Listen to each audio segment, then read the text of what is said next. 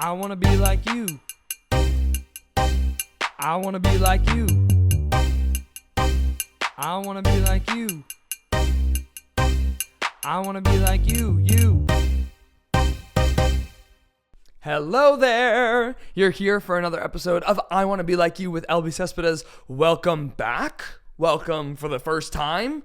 I'm so grateful, and I just wanted to say this, and I say this later on in the episode, but this is the first episode that we've released since, this is the first episode that we filmed, rather, since releasing the podcast, and I am just so overwhelmed with gratitude and love from people. It has been lovely and just so sweet, so I can't help but thank every single person who's listening, who's watching, who's engaging with our reels and our TikToks and our YouTube shorts and on YouTube, on Spotify, Apple Podcasts, wherever you listen.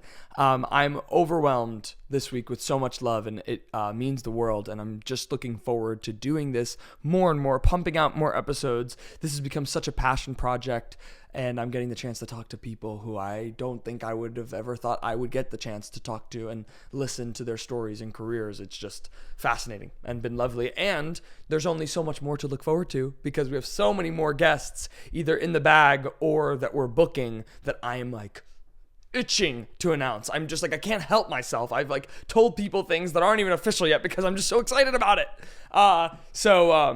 Yeah, thank you so much for all the love. We have appreciated it greatly, and there's so much more to come.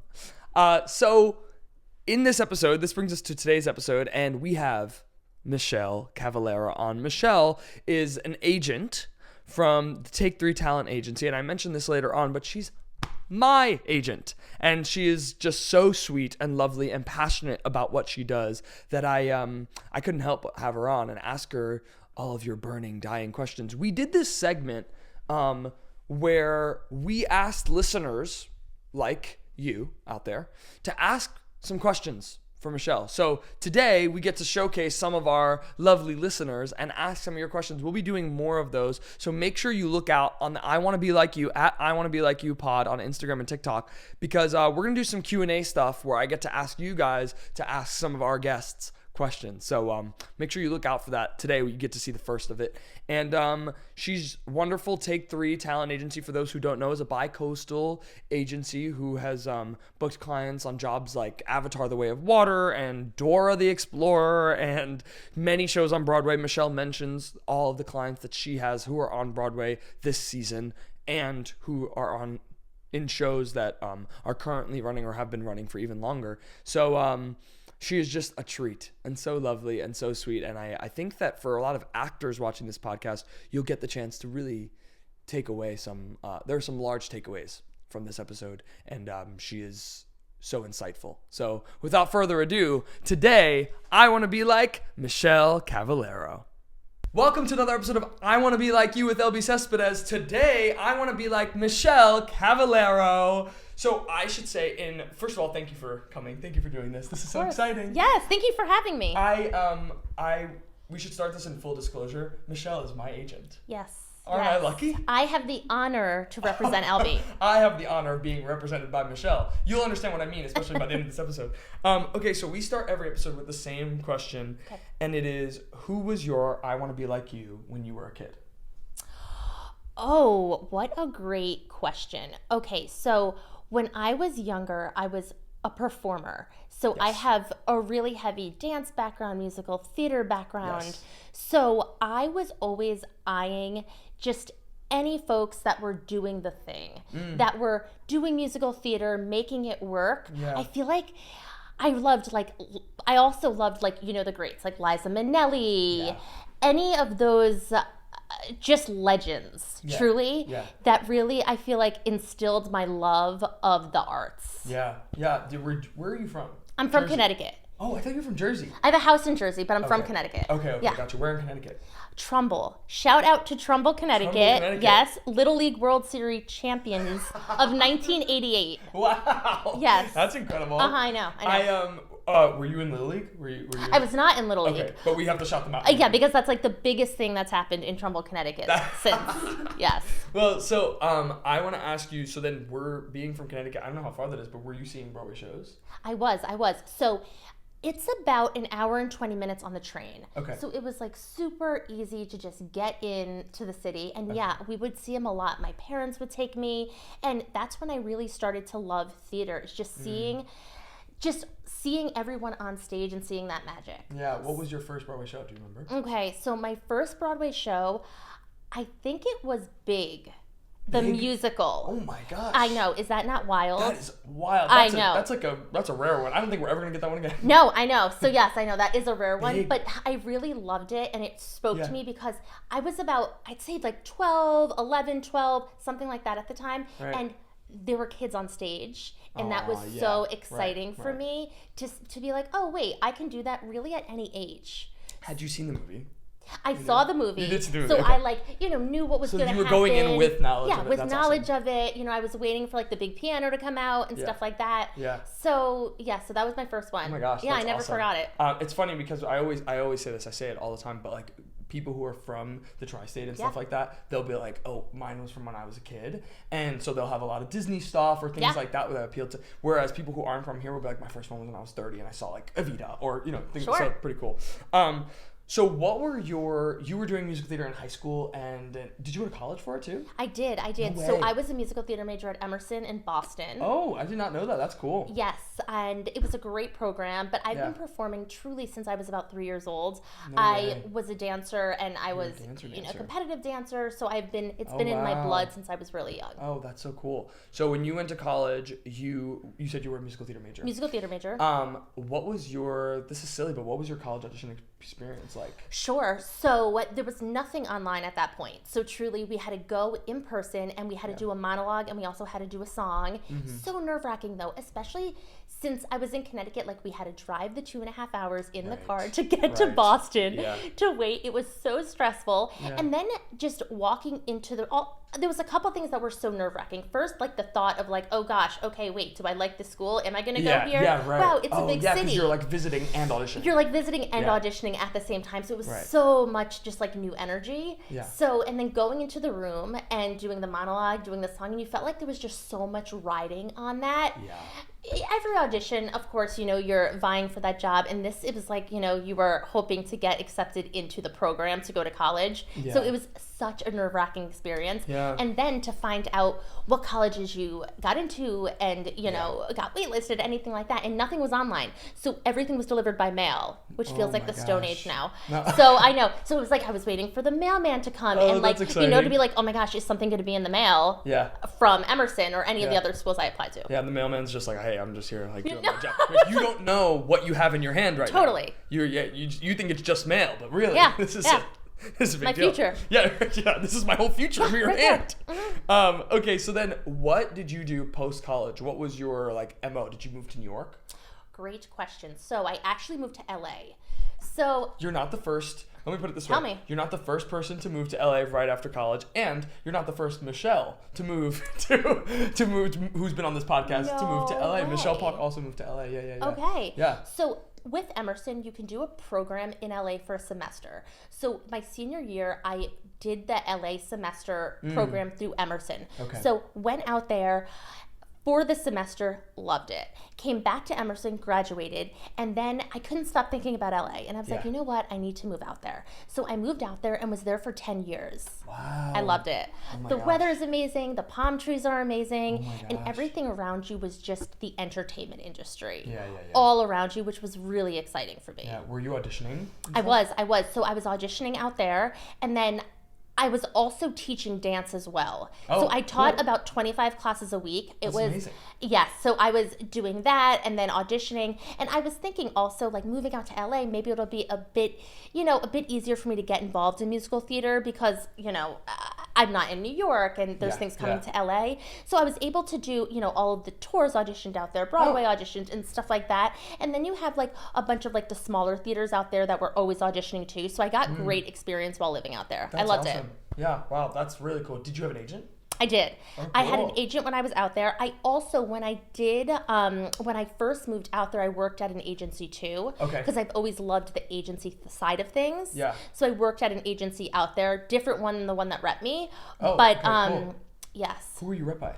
Okay, so I was rep by DDO Oh, no way. And again, this was like literally 100 years ago. No, not at all. And then I worked at MSA. Oh, cool. Yeah. Wow, that's so cool. That's so fancy. So let me ask you, so what brought you back to the East Coast? Okay, so my sister and her husband were going to have a baby, so I couldn't live that far from my nephew. So my sister, they live in Boston, so I couldn't imagine having a nephew and then being, 3,000 miles away. It just like pulled at my heart. So I was like, you know what? I've been out here for 10 years. My parents were getting older. I was like, I could truly do the same thing I'm doing now in New York. Right. So moved out to New York then, and then I moved there about 2 months before my nephew was born. Oh, and nice. I'm so glad I did. Like, I'm so close to my nephew, and also I have a niece now too. So, and I couldn't imagine being that far away. Yeah, that's awesome. From them. So let me ask you, how long were you? Did you start doing the grind then in New York when you came? Yes. So started auditioning and all of that here in the city. Was teaching dance here also, running, and like in LA when you're teaching dance, at least you're like in a car driving place to place. Yeah. Here, if you're teaching at other different studios, it's like you're running here, you're taking the subway here, you're like running all over the place. Yeah. So it was exhausting. Yeah, I'm sure. To be honest, just getting up early to audition, things like that. Yeah, I'm sure. Was it like EPAs, ECCs, like that kind of thing? Oh yes, EPAs, ECCs, agent auditions, things like that. And this was all before COVID. Yes. So people were all in the room. Self-tapes were like foreign. No, to think you could do a self-tape, crazy. Yeah, I know, yeah. So then how long did you do that before you transitioned into being an agent? Okay, so I also had like a second chapter of my life. I was an event planner. Yes, you just said that. Yeah. You had just said that before we started recording. Yeah. So, so... You said that because I should shout them out because we're here in Vincenzo Salvatore Cakes' place, and I was showing you all the cakes, and you were saying that it was taking you back. I mean, because I planned a million weddings, corporate events, fundraisers, galas, all of that. So when I moved to New York, I auditioned, did all that stuff for about 2 years. Yeah. And then I was really drawn to the event planning industry. When I was out in LA, I also worked with a couple freelance event producers and worked on like the Emmys, the Grammys, the Oscars. No way. So I really loved that side of it. So I decided I wanted to venture off into event planning. Yeah. It was so similar to theater because you're always putting on a live show that I think that's why I was drawn to it so much. Yeah. So I worked at a venue downtown called Battery Gardens, and I was there for 10 years. Oh, cool. 10 years. So is that how it worked? You worked for the venue? I worked for the venue, which was amazing. Yeah. So basically, I was the on-site planner there, which was great because it was a gorgeous space. It overlooked the Statue of Liberty. We were right on the water. It was great, and I got to work on just a wide variety of events. Oh, basically. That's awesome. So then That's what I do now. That's what I'm not an event planner, but I'm an MC. So I'm working all like sweet 16s and communions and the prom. Great at that. This is the season. This is the time of year. So it's all the proms and communions and sweet 16s. And I've been doing it since I was doing it for almost 10 years, which is crazy. Wow. 10 years, yeah. But I used to be a dancer, and then now I'm MCing and all that stuff. Yeah, it's fun. It's honestly there's a part of it that it's performing. It just is perfect. It's so performing. You're putting on a show. You're putting on a show and you're doing it for an audience. Sometimes it's an audience of 200 and sometimes it's an audience of 80. Yeah. It's and you're essentially that's what you're doing. You're putting on a show. Truly. And and you really run the whole event as the MC. Truly. It's you take care of the energy, you get things flowing, you kind of read the room. I'm talking to you, I'm talking to the maitre d', I'm talking to the DJ. Oh my gosh, the maitre d', totally. You're juggling 50 million things. You are. Oh, what time are you guys eating? Oh, yes. Should I do a dance set? Am I going to announce something? Are we doing first dances? I always say, it's you were dealing in a way with some of the biggest divas. Yes. So many personalities. There's so many personalities. Yeah. Let's just put it that way because it's just you're and it's I'm not taking requests. We want to eat by 8 o'clock. We want to make sure that so it's you're constantly the middleman between and then you're talking to the guest. You're everything's, what do you mean? Everything's going great, Yeah. Oh yeah, totally on schedule. Everything's on schedule. Totally what do you on mean? Schedule. Yeah. Well, and the guests have so much riding on it because a lot of these are once in a lifetime events. Yeah, most of them are. So it's a stressful position. Yeah, it's kind of the best. You're always hustle bustle. Yeah. I feel they should make a workplace comedy about it. I'm always that is kind of the best workplace comedy. Yes. There's such high stakes involved. There's so many behind the scenes. You could destroy like the biggest night of someone's life. It's a wedding. It's a sweet 16 even, So yeah. Anyway, I'm sorry. So you're saying you're an event planner. Yeah, so I was an event planner. I was at the venue for about 10 years, and then I wanted to get back into the entertainment industry. Yes. So then I shifted off into an agency work. I worked at another agency, and then I was there for about 2 years, and then transitioned over to Take 3. It was actually my 3-year anniversary last Sunday. No way. Yes. Oh, congrats. Thank you. That's cool. Yeah. Take 3. That's awesome. So let me ask you, what brought you to Take 3? Okay, so I have always been eyeing Take 3. I really just loved their roster. I love what they stood for as a company. I love that they were a mid-size agency as well. Yeah. But we have we have a very close feel. We love the teamwork and the partnership. So I was always eyeing that. And what would you say, like, in terms of you becoming an agent at all, even before Take 3, what was the thing that made you say, I'm going to pivot into that when you decided to pivot into the entertainment industry rather than anything else? Ready for this? So we're actually going to date all the way back. Oh, okay. And it's always been on my mind because, I don't know, do you know the movie Life with Mikey? Probably. That sounds so familiar. It was with Michael J. Fox. It truly was like in 1988, maybe. Okay. So I watched this movie, Life with Mikey. Michael J. Fox was an agent, and it was like I was just drawn to it. I was like, one day I'm going to be an agent. You're going to be Michael J. Fox. Yeah, exactly. Yeah. So that was always like in my head that I wanted to do that. So at some point in my life, I was always like, I'm going to do that. Yeah. So it's always been kind of like following me there. Yeah, we should have him on the pod. Right? I know. He's amazing. Have you watched his movie? He's amazing. Still, yeah. It's like the documentary. It was like one of my favorite movies of last year. Yeah, it was awesome. Okay, so what would you say then? You became an agent. What would you say if you were, for those who are looking to do that? Because I feel like it's such a specific field, and knowing you want to do it, I just feel like it's so specific. What would you say are the first steps to, like, okay, I am qualified to become an agent? Like, what qualified you at the time to do this? Sure. So a drive, like the drive to do it, and the passion for the industry, because it's not a 9-to-5 job. It truly is like 24/7. Yeah, so you really do have to have a passion for it and a love for it. And you have to have like that fire behind you to, and just driving you forward to do it. Yeah. Yeah. And when I was a performer, I was always trying to, when I was like truly, it started when I was so young. I was trying to find that audition. I was looking at Backstage at that point in time. Yes. Was a newspaper. So I was like looking at Backstage, circling things, this and that. So I was always had that like agent feel. Yeah, that's very interesting. There's also this like leadership that comes with being an agent and being in your position that is like super, because in a way, when we talk about this event planning, you're the liaison between your clients, between casting, in certain cases between beyond casting, like so that's a big part of it as well. Absolutely. Yeah. Let me ask you, so what would you say is the biggest thing that you're considering when signing people? Like what goes into it? Sure. Okay. So truly, the first thing really is, does this person seem kind? Like the interaction you're having with them, it's like, would you want to hang out with them? Yes, right. It's truly, because as I mentioned, like it's really, you're working around the clock. So you want to make sure you're working with people who you really do enjoy and feel that you can advocate for them effectively. Right. So that is really the number one thing on that. And then moving past that, it really is, you look at, are they singing? Are they dancing? What are they bringing to the table, really? Yeah. And then also we look at our roster as a whole and see kind of like where we need to kind of, have a bit more talent fill in. Like if there's any holes in our roster, if it's like age-wise, if it's ethnicity, anything like that, we kind of look at everything as a whole because we want to avoid internal conflict. So we don't want too many of the same type that would be going after the same role, because we don't want them to bump each other out. This is a silly, maybe nitty-gritty question, but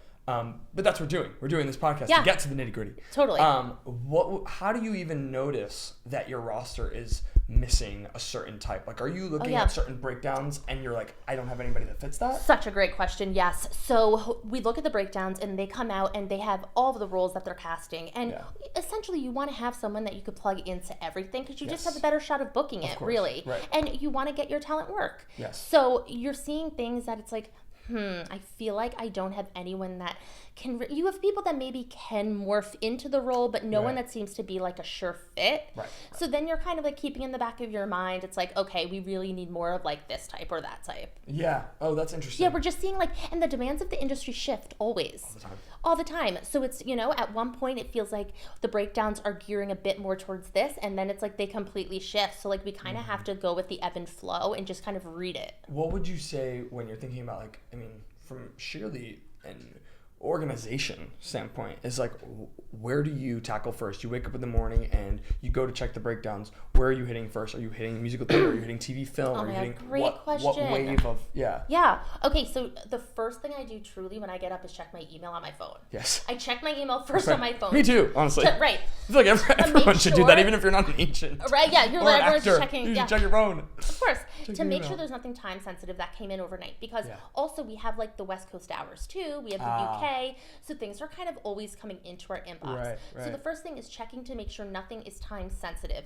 If it's casting reaching out, or if it's talent reaching out saying they need an extension on a project, or they're running late to an in-person call, anything like that, making sure nothing needs to be addressed immediately. Then once I get to the office, first I'm still constantly checking my email truly throughout the whole day, but then I hit breakdowns, because submitting those projects as quickly as possible is key. Yeah. Because we want to get there, quicker than maybe some of the other companies, because we want casting to take a look at our folks first. Yes. So, because you never know. That's an interesting point. So you want to be really one of the first ones to hit those breakdowns, because you never know how it's going on casting side. If if they have the time to really look through everyone, or if they're like, all right, I need to look at the first 50 people that submitted. So you really want your talent to be up there in the first submitted. Yeah, that's really interesting. What would you say is the most important part in terms of maintaining relationships with casting? Because a big part of, at least what I've noticed, a big part of getting your clients that work is the idea that if I'm casting and I'm looking at the submission, I'm going, oh, they have a really reputable source that is take 3. Yeah. That is, so what would you say is the most important part in terms of maintaining those relationships? Sure, it is you're right. It's your relationships with casting that are so vital. So really,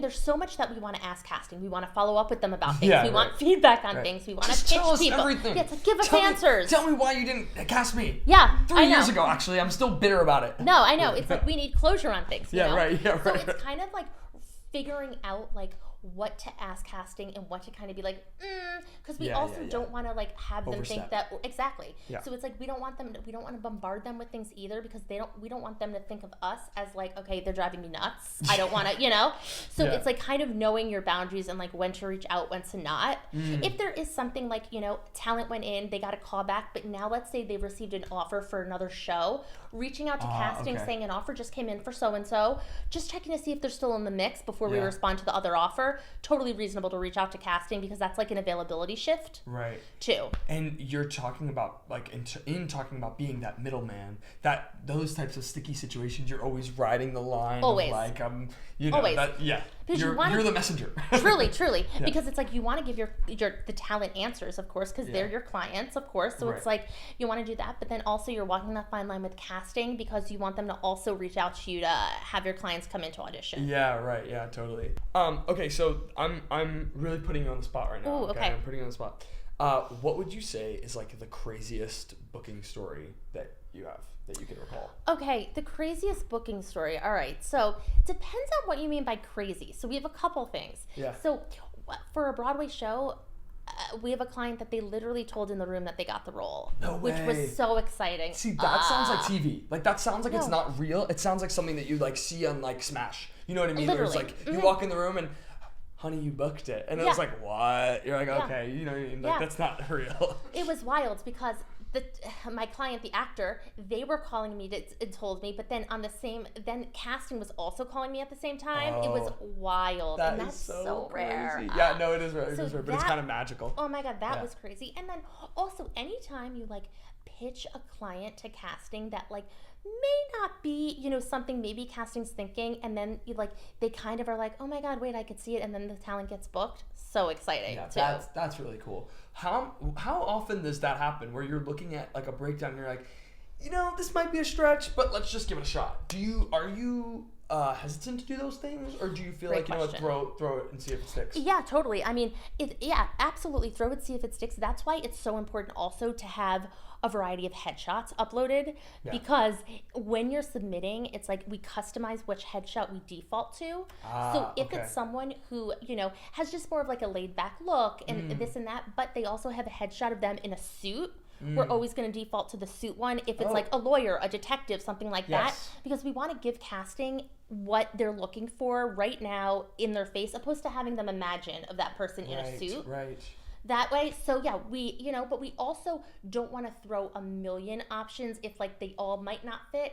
So, you know, we'll look at talents, credits, this and that, but a lot of the times we'll, you know, do our best to be like, okay, wait, this could work. So in that same vein, this is maybe a silly question because you just spoke to this, but the importance of a headshot, the importance of a good headshot, the importance of diversity in headshots. It is something that even I have been like, really? But like, it's a picture, you know, but it's like, it's just one of those things where you're like, it seems to be pretty crucial. It is crucial, especially in this age of self-tapes, because you truly can submit a self-tape and live wherever in the world and just be a local hire to wherever the shoot is. So casting is being inundated with millions of submissions, headshot submissions. So if casting already doesn't have a relationship with talent, and let's say they're not familiar with the talent or their work, we need the headshot to catch their eye, or they're just going to go right past. Because right next to you is someone else submitting with a really competitive shot. Yeah, there's an abundance of them being there really is. So we want to make sure it's the most competitive headshot up there, because that really is your ticket to being requested. Right. In terms of, so it's funny, how would you feel, because we're on this topic about headshots, how would you feel about the consistency of sending the same one in? So I think about exactly this is where I'm like, I pretty much use, I'm not gonna say, like, I pretty much use the same headshot, and I tend to use the same headshot, and then when I'm going into these auditions, I get almost like scared to change my headshot, because I'm gonna like, they're gonna be like, oh, this is a different person, we don't recognize them anymore afterward when they're going through the day and they're going through the headshot. They won't recognize me anymore. Okay, great question. So a headshot that you know was submitted or you submit, totally fine to bring the hard copy of that headshot in the room. Yeah. I always do like, though, switching up the actor's access profile photos like every 6 months or so. Because even if, like, it depends though. If someone's getting a lot of traction, then that's great. Yeah. You know, no need to really switch it up. They're still working. If it's someone who, you know, is being submitted, but casting really isn't biting on their end, switching it up. If it's, you know, not even getting new headshots, it's re-looking at the gallery from your past headshot session and seeing if you could swap any out. Yes. That, you know, maybe, you know what, let's try this. It'll just give casting a bit more of a fresher eye. Yeah. Because even if, you know, talent thinks it's a great shot, or I look really pretty, I look gorgeous in the shot, casting's looking at it with just different needs for whatever they're trying to cast. Yeah, that's really interesting. In the same vein of your craziest booking story, tell me the craziest story where you told someone that they booked. Oh, okay, well, I just saw you posted a video of like someone where you showed up at their school. Oh my god, yes. Oh my gosh, yes. Okay, so yes.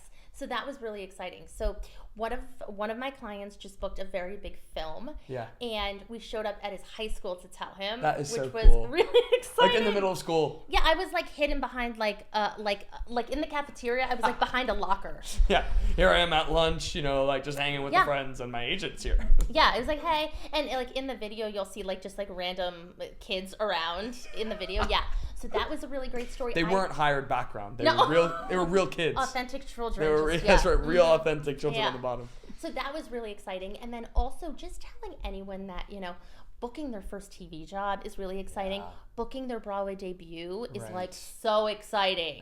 That's so funny. That is literally my next question, is like, how many times have you seen that? Like where you booked someone their biggest gig, you booked someone their Broadway It's debut. Just so exciting. It's so exciting. And like it's a FaceTime call, like I need to see reactions. I need to, you know, scream with them on the phone. Yeah. All the hard work like building up to that moment. And you know, everyone has their own journey as to like how it happens or when it happens and all of that. But it's like, oh my gosh, that is so exciting. And also though, since we're in this age of self-tapes, the agents are so much more involved in the process because we're seeing the self-tapes during the process.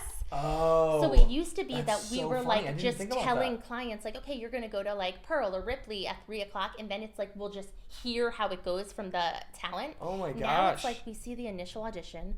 sometimes we see the callback tapes and then they're brought in the room. So it's like we see that from the get-go. Think about that. Oh, we're so involved now. Yeah, wow, yeah, you're like, little do you know. Yeah. I saw this tape. Yeah, exactly. Yeah. So tell me if you can think of like a client or a story that you're like proudest of, that we were like, oh, that was like a big moment. Sure. If there's a client who there's always so many different things. It's very tricky if a client is doing a show and then they get another show and you have to kind of maneuver them out of a contract.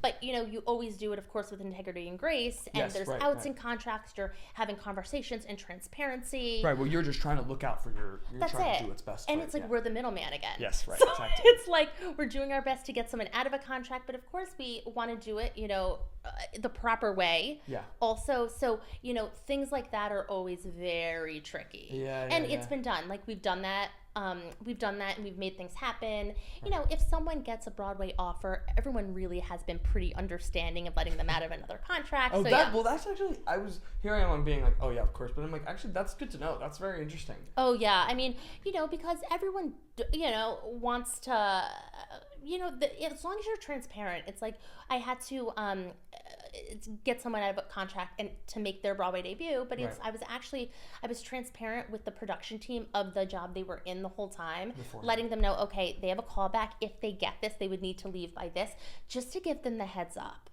too on that. But there's been just so many crazy times like that. Yeah, that's interesting. Tell me this is we're talking nitty gritty. We're getting there.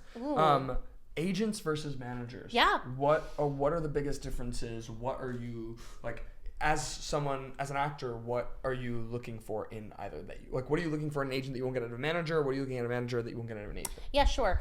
So it really does depend on the agency, truly. Yeah. So agencies, they're trying to get you work now. Managers are really they're there for hand-holding, feedback, looking at headshots, all of that, and looking at your career as really a whole.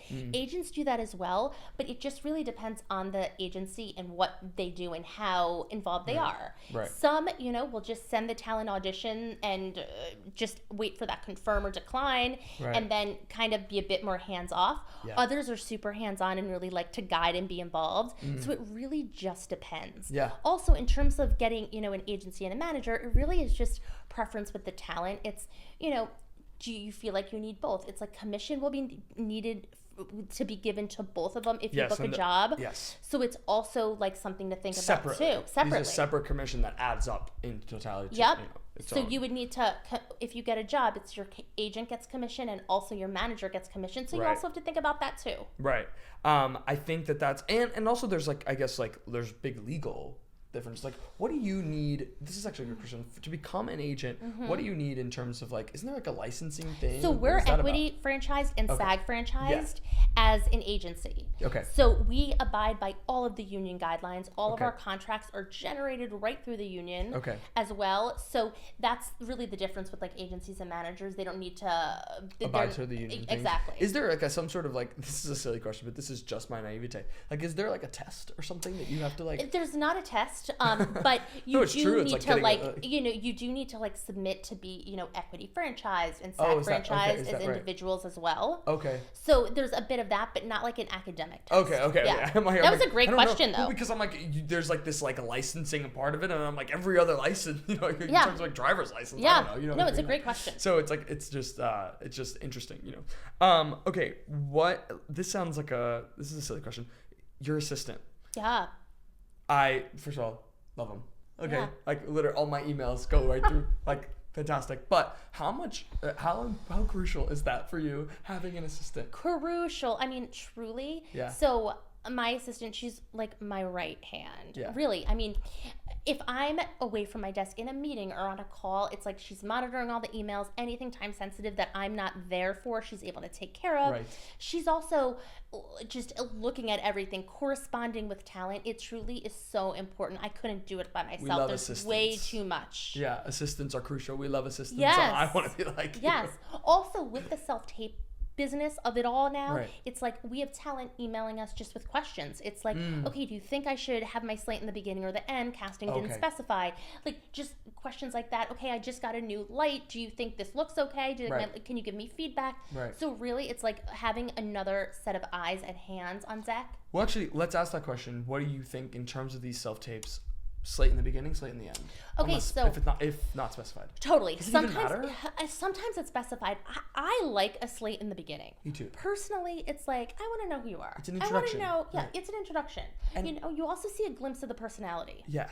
Well, in my head, you're walking in the room and you're not jumping into the audition. You're introducing yourself. So that's kind of, I think, my association with the slate in the beginning. Absolutely. I feel like, and there are, some casting directors that I'm sure just want to see the material. Yeah. And then, if they're interested, they'll watch until you get to the slate and not. So I think it's really just preference of casting directors too.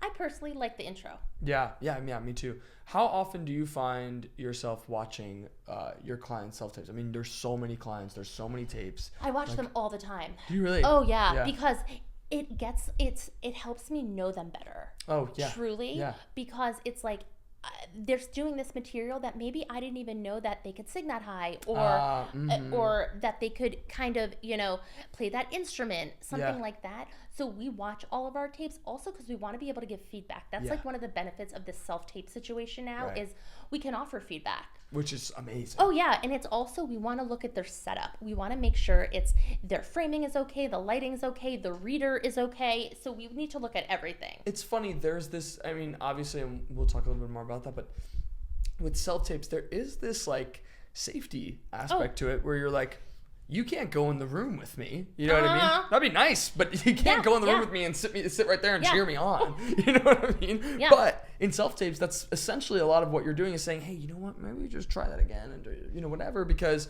it feels like you have someone who's like on your side right here in your corner, in a different way in terms of viewing those self-tapes. So that's pretty awesome. And there's like a safety to it. There's like a part of it that feels very, supportive and constructive.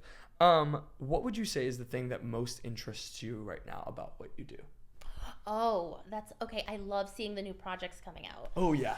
Yeah. So being exciting. In the know. Oh, being in the know. It's like, hearing the new musicals being workshopped or 29-hour readings. So exciting. Yeah. Or the new pilots being released. Anything being filmed like that. So exciting. I love being in the know. How much access do you get in terms of breakdowns to, let's say it's a pilot or let's say it's a new musical? What are you looking at in terms of like are you getting access to the script or like how? Yeah. Great question. So it really depends on casting. So sometimes the script. So when you're looking at the breakdown, it's rare that the script is attached to it. Say.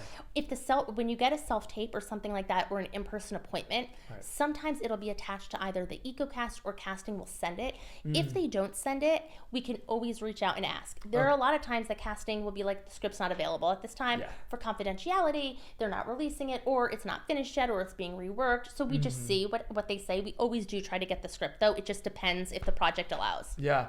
How much are you abiding, do you think, to clients' reservations in terms of, not in terms of like big things like nudity or things like that, but more about things like, I guess range, but also like, I'm usually a character type, or I'm usually a, straight man type, or I'm usually the soprano, I'm usually the, ingenue, or whatever it is. How much do you look at it feels like a catch-22 in a way.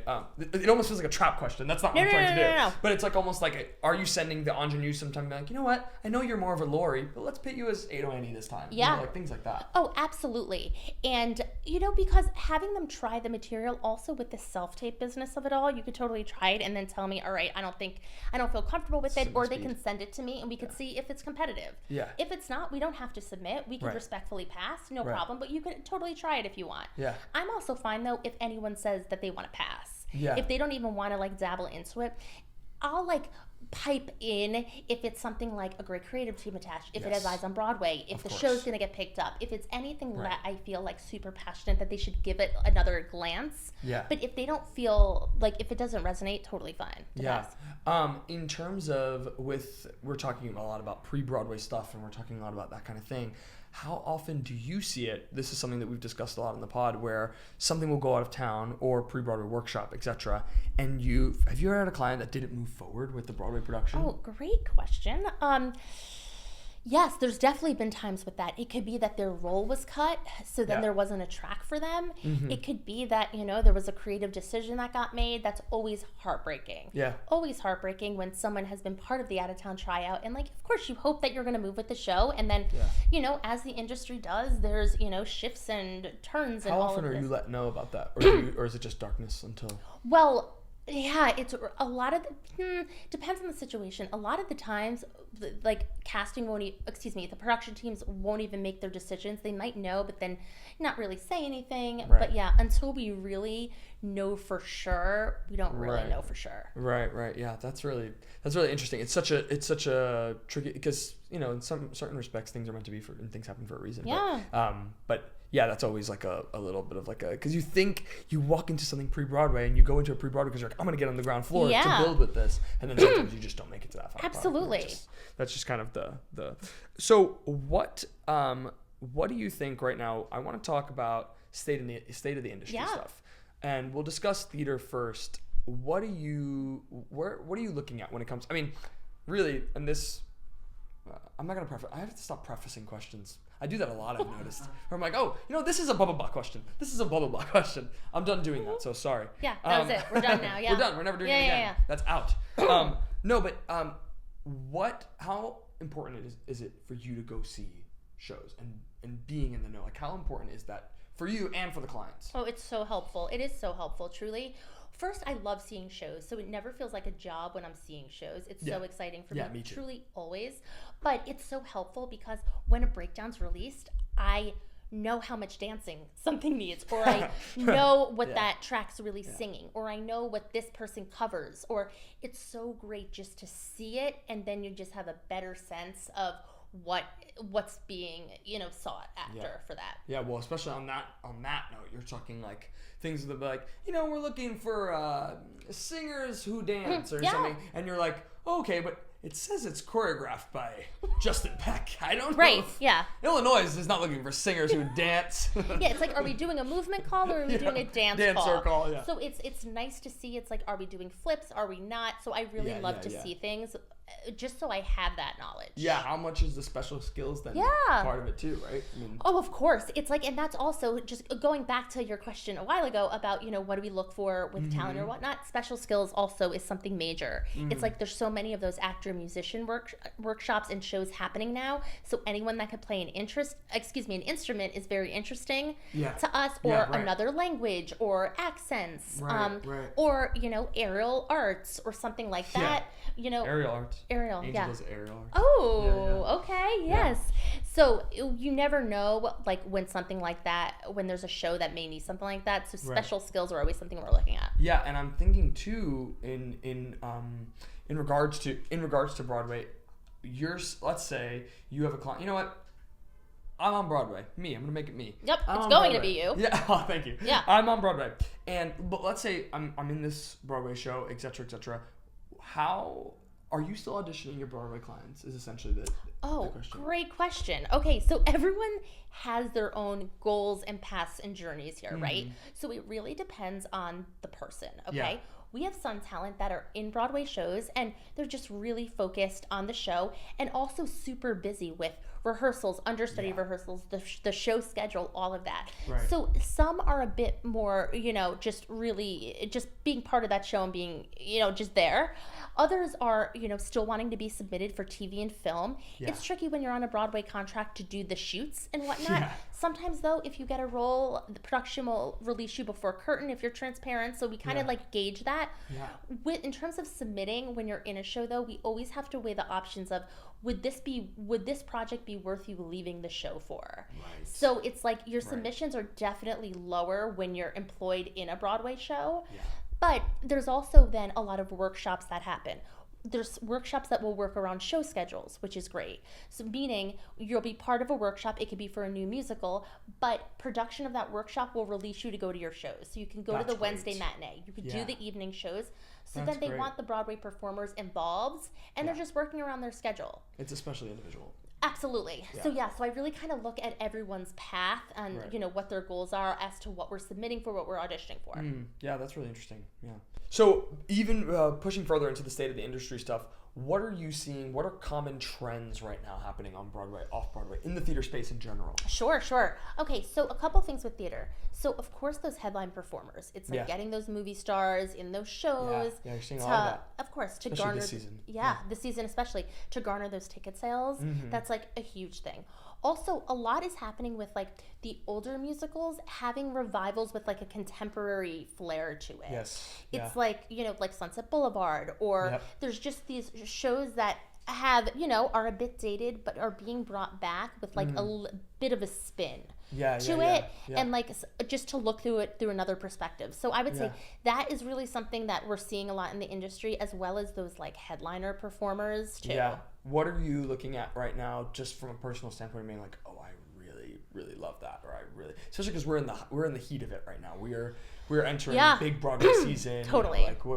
Yeah. So I mean, I always love a dance musical. Always love a dance musical. So I mean, I'm really excited for Smash. We just saw it last night. How was it? It was so fun. Yes, it was so fun. So highly entertaining, and the dance is incredible, and it's so funny. Like. Yeah. Yes, I saw the workshop, and it was so fun. So I've been like really excited to see that. Did you watch the show?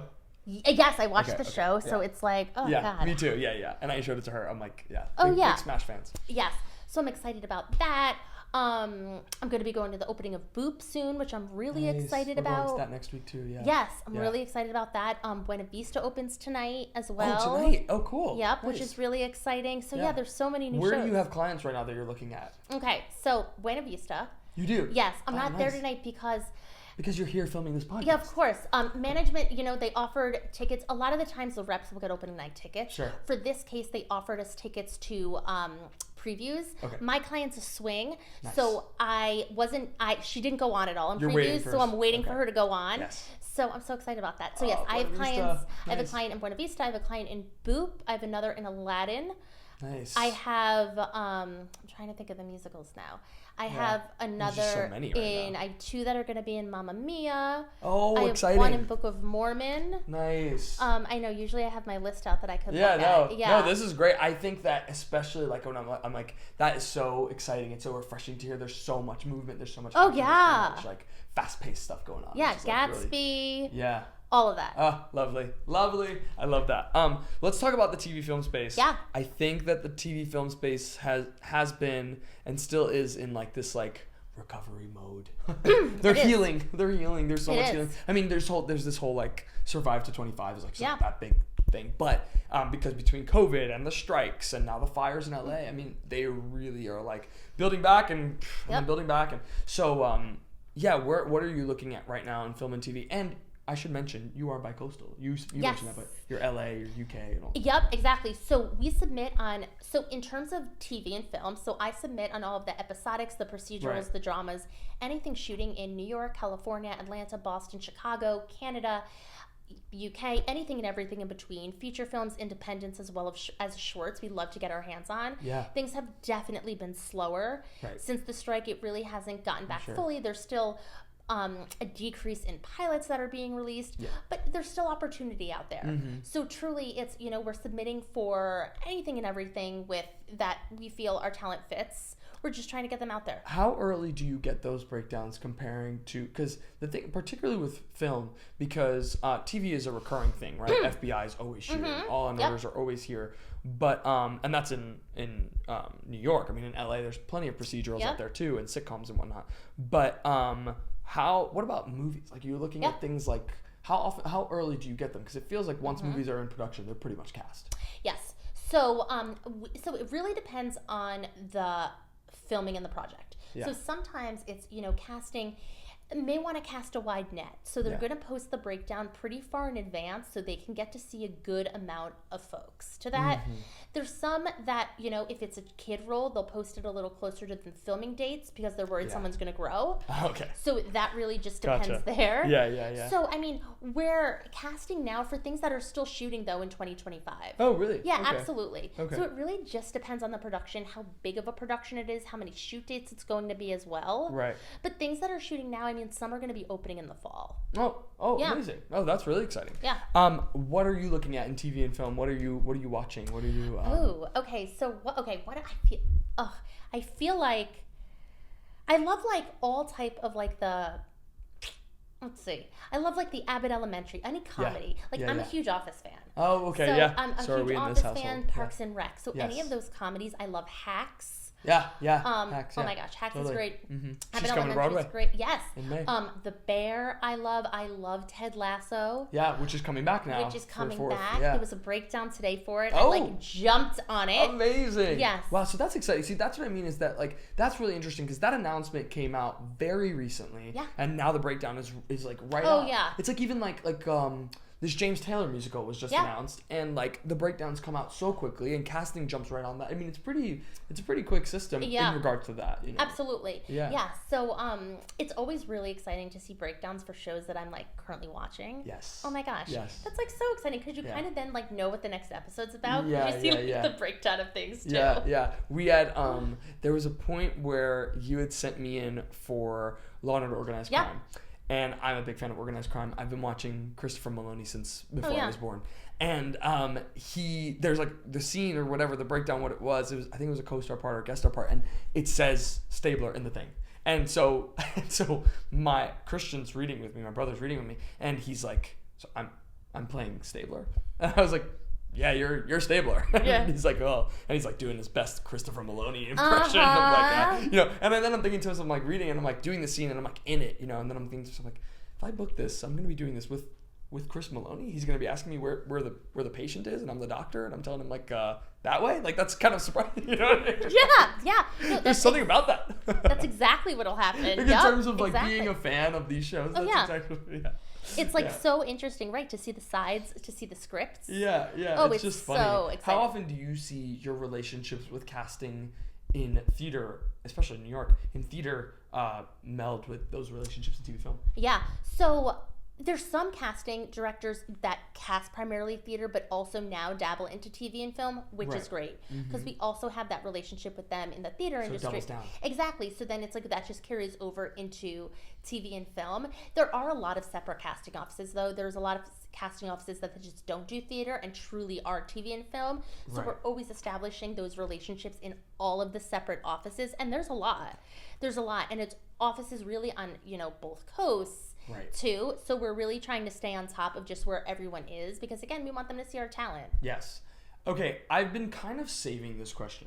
This is a big one. And I've been kind of saving this question, but when I was looking for an agent, I think honestly looking for an agent was the hardest thing I had to do. In like really? At least for me, from my personal experience, like between learning how to sing and dance and building a book, I mean like from everything, finding an agent was the hardest thing. And I find that a lot of friends have similar issues once you find that agent that really clicks with you, which I feel like I found with you. But once you do, you are like in this really, there's this safety, there's this like, there's something consoling about it. Sure. Even in the sense of like, this sounds silly, and I'm sure I know a lot of people agree with this, is like, if I'm going on vacation, and I'm like, oh gosh, I'm going on vacation. It's a week vacation. I'm gonna miss auditions. There's a comfort in knowing that I also still have an agent who's looking out for me. So I'm like, you know what? If I miss that EPA or if I miss, it's okay because I have my agent on my back. So getting an agent is also a big thing. We have this, like, I was on a cruise. I was just thinking of that. I was like, oh my God, I remember that well. I was on a cruise. I had no access to my email. I was not working on a cruise. I was vacationing on a cruise. And I had no access to my email, but I had gotten a call back.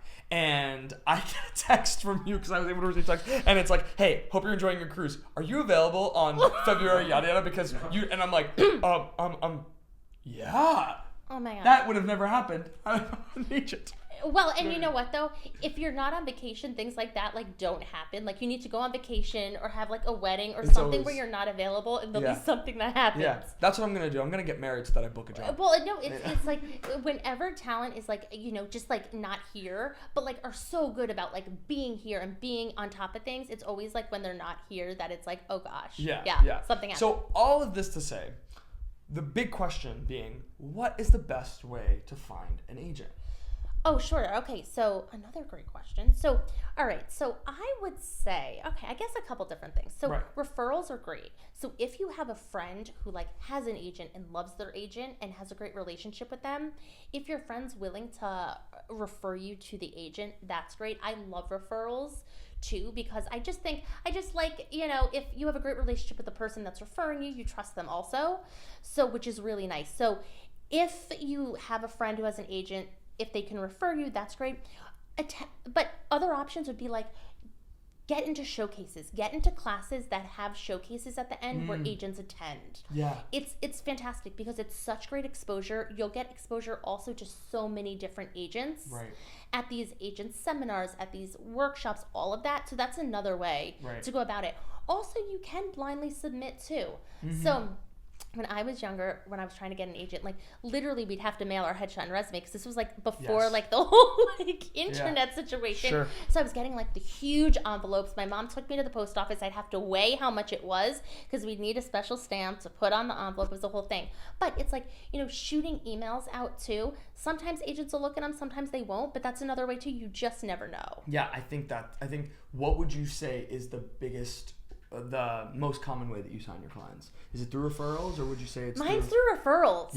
Yeah, it's really through referrals, I'd say. Yeah, that's huge. I think that's we've been building to that question. I know. I've been needing to keep you here so that you waited for that question. Exactly. We're in suspense. But yeah, that's really interesting. Do you find yourself going to those showcases often? You know, I do because I have like great relationships with schools and colleges and things like that. And I also remember how I was when I was doing like my college showcase too. So it's like we're getting invited to all of the like the senior showcases that colleges are doing. Too, yeah, and it's from talent that we may not have seen because it's from like colleges that aren't in New York. So it's like getting to see talent in the showcases from, you know, everywhere is really also very interesting. Yeah, that is super interesting. I just had a question. I'm blanking on it. But this is what I was gonna ask. In terms of what would you say, and this is not to shade him, and we could always cut this. Actors Access Talent Link. Yeah. What's your receiving end of that? You know the talent link thing where you pay a certain amount of money. Essentially how it goes is like Breakdown Services does this thing where you pay like $30 or something and you send all your stuff you send all your stuff and they send it to like a mass email to agents. Yeah. Have you found that to be helpful for clients? Okay, great question. So on our end, so when we go on to Breakdowns, there's like this pop-up that comes up that says like actor link. It's just something like that. Like it's that, and then you could click it. And then you could see all the headshots. I personally have not clicked it. Yeah. That's not to say it's not a great idea. Sure. If agents are looking for talent. So that's also a great resource. I just haven't really done it that way to look. But absolutely, I mean, any way to get yourself out there, really, because you never know who's going to look. Yeah. I will say the way I found you was one through a friend, but also two was submitting on your website. So she does look at those submissions. I do. Look at those submissions. I do. So we have our website. We have like a submission link that you could click and like upload your material and send a little note. So I always love looking at it just to see. Yeah. You know, it's like it's not that I'm looking for like tons of new talent or anything like that. Yeah. But I remember again when I was a performer, like doing this stuff. So it's so interesting to see it on the other side. Yeah. And you never know who you're gonna run across. Like truly, it's been talent who I've repped at another agency who's submitting things like that, or it's someone. I always love to see people from Emerson. Yeah, even if I don't reach out to them, just seeing that you went to Emerson and just truly warms, and you're doing the thing, just really warms. Seeing you did the show at Emerson Stage or at come on, love. Yeah, and even if it's one of those things, I mean, I've heard stories of people who signed with you who they submitted, say, in May, and they heard back a couple months later. You planted that seed. You know what I mean? As it's like, even if they don't hear back right away, at the very least, you set that foundation, and now that's in their inbox. That is there, and if they ever need to re-access it or something like that, they have your, Absolutely, because rosters are always changing. Yeah. You'll always have talent who will be like book a cruise ship and they're gone for a year, or you'll have talent that'll book Broadway shows or shooting TV series. So then they're kind of out of the game of submitting. Right. You can still submit them for things, but again, where you're picking only projects that's worth them leaving their current job for. Right. So it's like that happens a lot where like I'll see through our submission link like talent that I'm interested in, but maybe like at this time I feel like I might not be the best advocate for them because I have other talent in in their field that Yes. I'm advocating for, so it wouldn't be fair to add them to the mix. Yes, right. But it's like I'll pin them. I'll pin their email so I have it on file. Yeah. And, if something opens up that I feel like, they'd be great to fill this spot in the roster, then I'll reach out. Yeah. I think that's super interesting. And I think that's super helpful. Do you, so that was the thing about the showcases, and you answered that. So that's a big thing. I think that there's a lot of different ways. It's just about like finding it. And then the thing about it too is that because the way it works is, actually, you tell me. Yeah. You reach out to a client, you're like, you know what, we're interested. Yeah. What's your next step? Sure. So I reach out to a client. I set an interview up first, virtual or in person. Yeah. And then if we decide, okay, great, I'd love to work with you. I always, though, say to the client, like, no pressure. Yeah. I completely understand if you're taking meetings with other Yeah, agents yeah. as well. Absolutely. If they decide they want to move forward too, then I loop in my amazing assistant. Yes. And she'll send over onboarding paperwork, which will be like just an information sheet, things to get you set up in our system. I'll send over, though, the invite to link their Actors Access profile to Take 3. Because once they're linked, we can begin submitting. Yep. I then begin generating the contract, which will be an equity contract for the folks interested in theater projects. Yeah. And or a SAG contract for anyone interested in TV and film. Yeah. And then truly, once we get all that in place, we really can just begin submitting and begin the process. Yeah. I also do love open communication with my talent. So I always say, if there's a role, a show, something that they want me to keep an eye out for, I love when they email me and tell me. It really makes my job so much easier. Yeah. Because we submit for like anything we think they're right for, but they know themselves best. I Yes. want to make sure I'm pushing for things they want to do. I always say that in a way is that you are your best representative. You're your best agent. Yeah, You totally are. Yeah, right. Exactly. I was the same way when I was auditioning. You're your best agent. Yeah. What would you say is the biggest misconception about agents? Okay, there's so much work that goes on behind the scenes that the clients just don't see. So, the industry ebbs and flows. It goes up and down. So, and maybe clients don't think this, but I feel sometimes if like they're not getting the self-tape requests, they're thinking like we're not submitting them for anything, but we could submit talent like 10 times a day for certain projects, and no tape requests can come in, and it could be a million different factors. It could be the headshots aren't biting. It could be that, which is why we're always like, if we're not getting traction, we'll always revisit the headshot situation. Yep. There could be a million reasons why the self-tape request is not coming in, even if you're being submitted. Right. So it's like the behind the scenes of what's happening there. Right. I feel like just a lot of talent just don't know because they wouldn't know, of course. Well, yeah. they're not there in the office. Yeah. I want to talk about, because we were talking about misconceptions with agents, there's a big thing, and I wrote it down like late because I didn't even consider it, but this is another thing. Negotiations. Yeah. Like major. That is such a big tactic, that is such a big skill in life, let alone for being an agent. You're negotiating contracts, you're negotiating money. There's such big stakes. Can you talk to me a little bit about what your key tactic is when it comes to negotiating? Sure. So I'll always talk to the talent and say, okay, what do you want? Like, what do we feel we would be able to close at? Yeah. And then we'll always take, of course, all of those asks, and we'll ask casting in terms of money. It's like, we'll decide on something to go back with. I really try to do it like very together. Yes. Because, it's the talent's job. They're the ones that's going to have to do it and live it. Yeah. So I want to make sure they're on board. Right. And of course, I'll always say, I think we should ask for this. Or, and hopefully we'll land on that, So it's like we just kind of work off of each other, because I always want to know, okay, do you want would you want to do this? Yes. Okay, great. What would you need? Is it single room housing? Is it a car while you're on the contract? Is it, more money? Is it to add the agency fee on top? Things like that. We'll always ask for comps. Things like that's really cool. We always ask for comps. We'll always ask if they could add the agency fee on top, so it doesn't have to come directly out of the talent's rate. Yes, right. Some do, some don't. So yeah, we'll just like work off of. I always ask them like, what do you want? And then I'll always say, I always want to know the outs of the contract just to be safe. Of course, you have never have an intention to leave a contract, but just in case, we always want to know. When you're exactly. So you're talking like when I was non-union, no agent, like. Between my friends who graduate college, and we were all chatting like, hey, I just booked this job, but I feel like they can give me more money, but I'm afraid to ask. How do you ever feel like you're jeopardizing a job to ask for more money?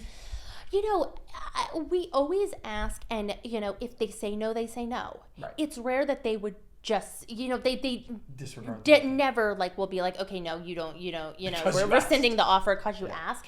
We always ask, and of course it's always about like the delivery of how you ask too.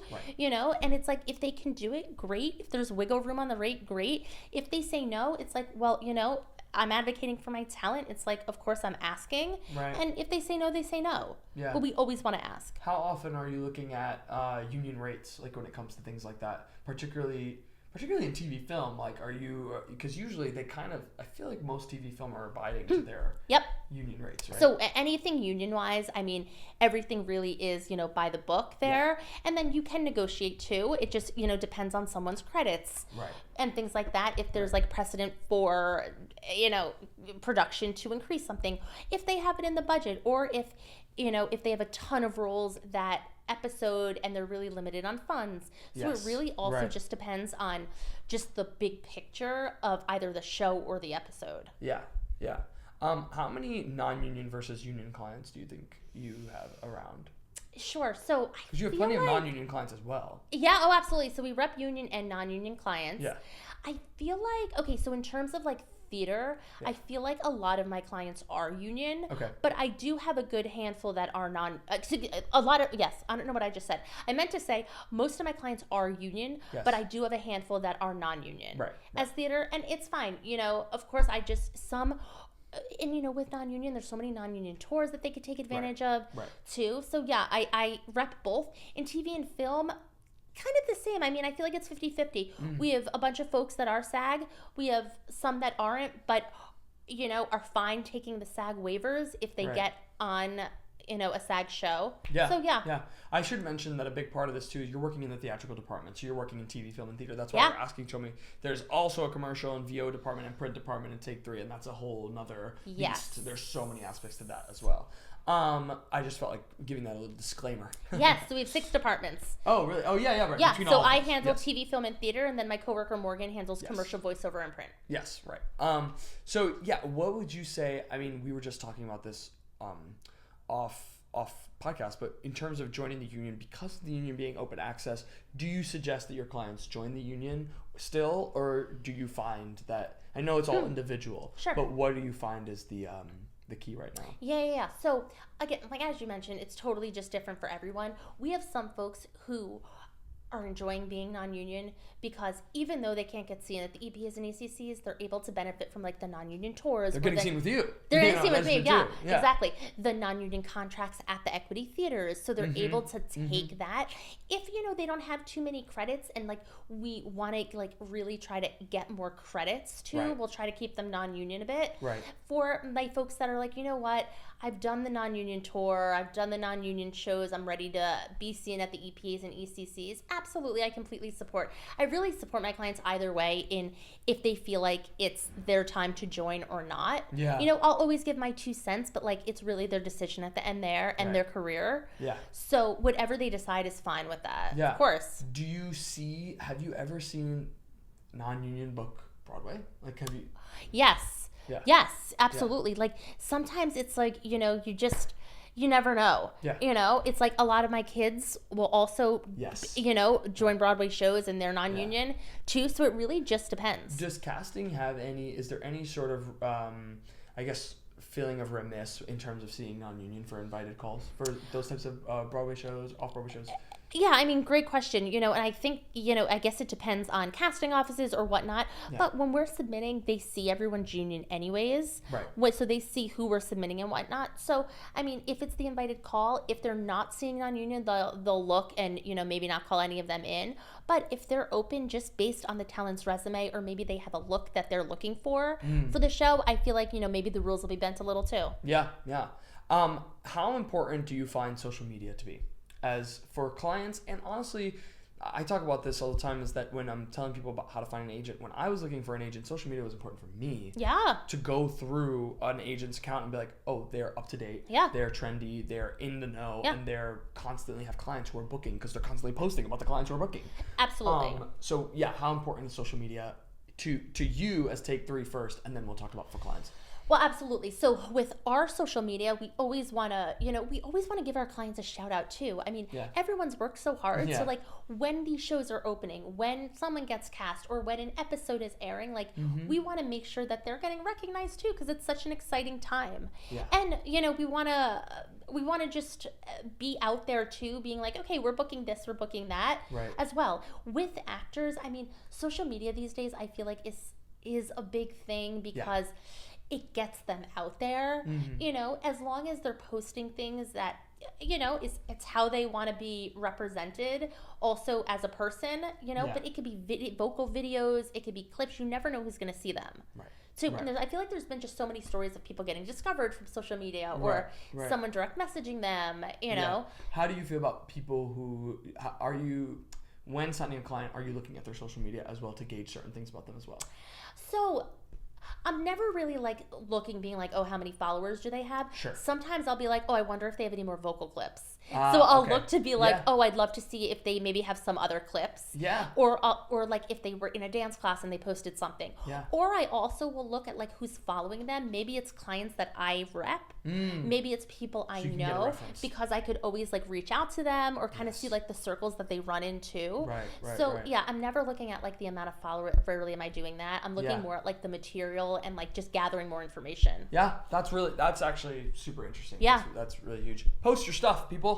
Post your materials. I think that's really important. I'm always like looking. I'll be like, oh, I posted a lot of personal stuff here. Let me try to add some singing videos a little behind. You know what I mean? Yeah. So, so I think that's really interesting. And also, social media too works in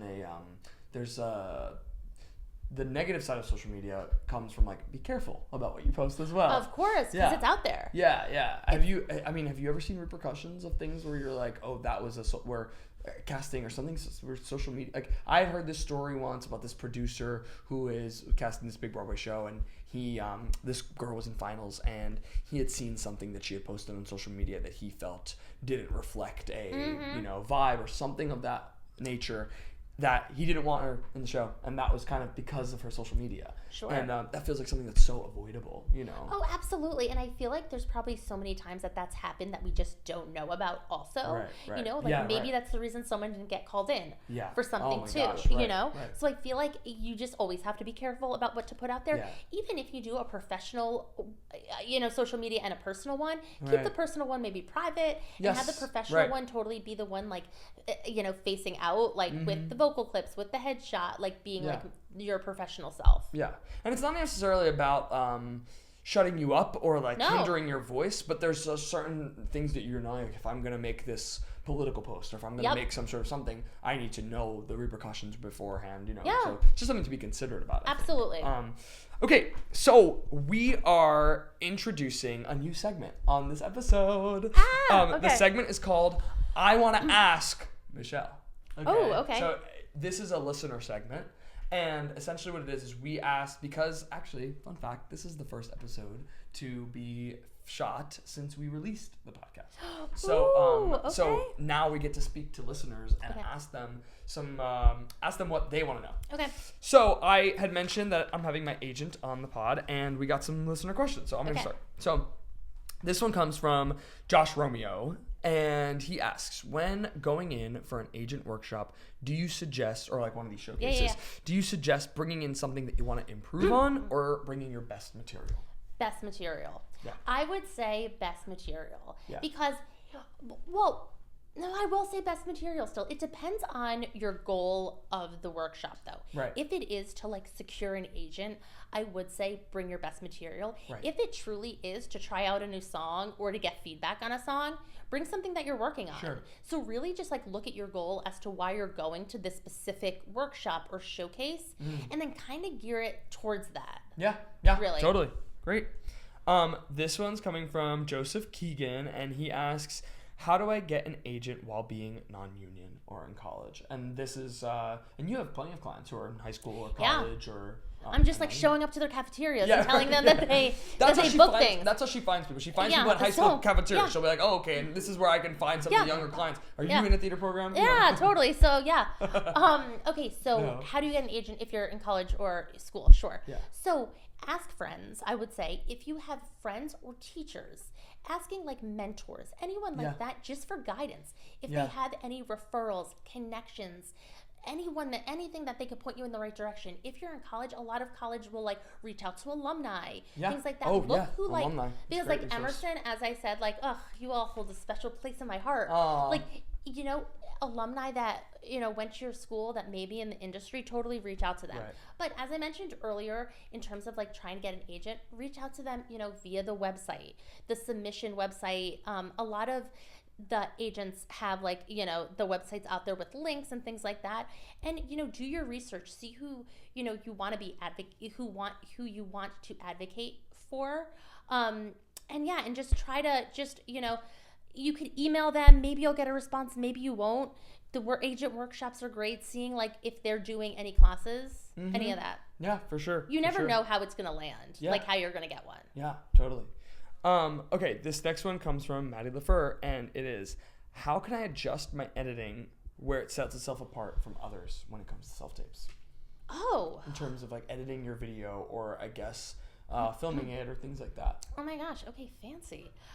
Okay, so I would say, you know what, I know that I feel like maybe like, something different, or, a different color or something flashing, maybe like great to draw an eye. The videos are going to casting, and like casting is looking at so many of them. So truly just following direction on like what casting is asking. Right. If they're saying like no title cards, don't put title cards. If they're, saying I want you to upload separate files for like the slate and each scene, upload those separate files. Yeah. If you don't have to fade in and fade out. Yeah. Just truly like, doing the work, and you'll stand out by having strong material and being prepared, truly. Right. What about editing in terms of reels that they're sending to you? Oh, yeah. Okay. Editing in terms of reels.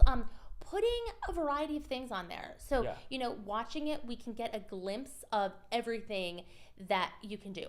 What I do like in reels, though, is subtitles. So I like when someone's like, if it's like a big group number, if they're like pointing to who they are, helpful. Yeah, or if they're writing like, or if the name of the show and the theater is on the bottom, super helpful too. It just like gives us a sense of like where we are. Yeah, for sure. That's really interesting. There it was. That was I Want to Ask. I loved it. Okay, so I should ask this before we wrap up. This one's a pretty easy answer, I think. Who's your favorite client? You, Elbi. Of course. Wow, that's so sweet. Right here. I was worried you weren't going to say me. No, you. I want to interview you on your podcast. Oh, that's so funny. Seriously.